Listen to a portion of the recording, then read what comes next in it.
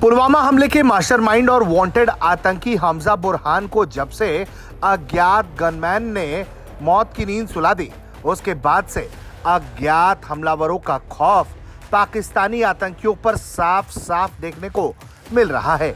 उसके जनाजे की जब बारी आई तो हिजबुल मुजाहिदीन के चीफ से लेकर अल बदर का प्रमुख भी उसके जनाजे में शामिल हुआ। लेकिन अज्ञात हमलावरों का खौफ कुछ इस कदर था कि वो भारी भरकम हथियार से लैस नजर आए।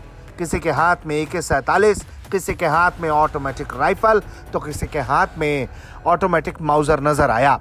यानी कि अननोन गनमैन का खौफ ऐसा है कि पाकिस्तान का हर आतंकी इस वक्त अपनी जान की चिंता में डूबा हुआ है और अगर वो सड़कों पर उतर रहा है तो खुलेआम अपनी सुरक्षा के लिए बंदूक लहरा रहा है। सबसे बड़ी बात यह है कि उसके जनाजे में जिस तरीके से टॉप मोस्ट कमांडर और कुख्यात आतंकी शामिल हुए हैं, इससे साफ पता चलता है कि किस तरह से पाकिस्तान में अभी भी आतंकियों का दबदबा है।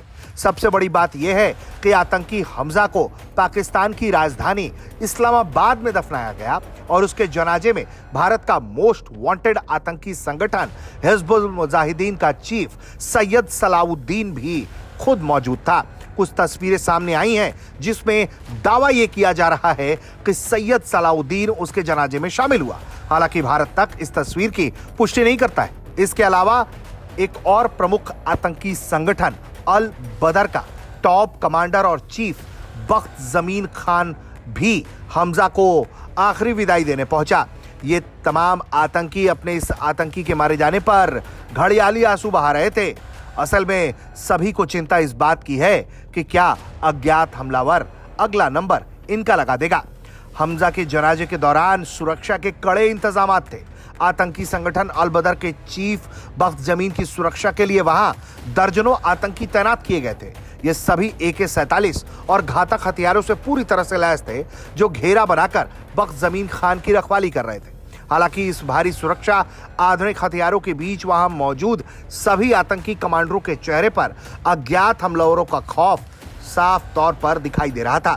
हाल के दिनों में पाकिस्तान और पाकिस्तान ऑक्यूपाइड कश्मीर के भीतर कई बड़े आतंकियों को जिस तरह से चुन चुनकर ढेर किया गया है, उससे इन आतंकी संगठनों के टॉप कमान के बीच भारी डर का माहौल है।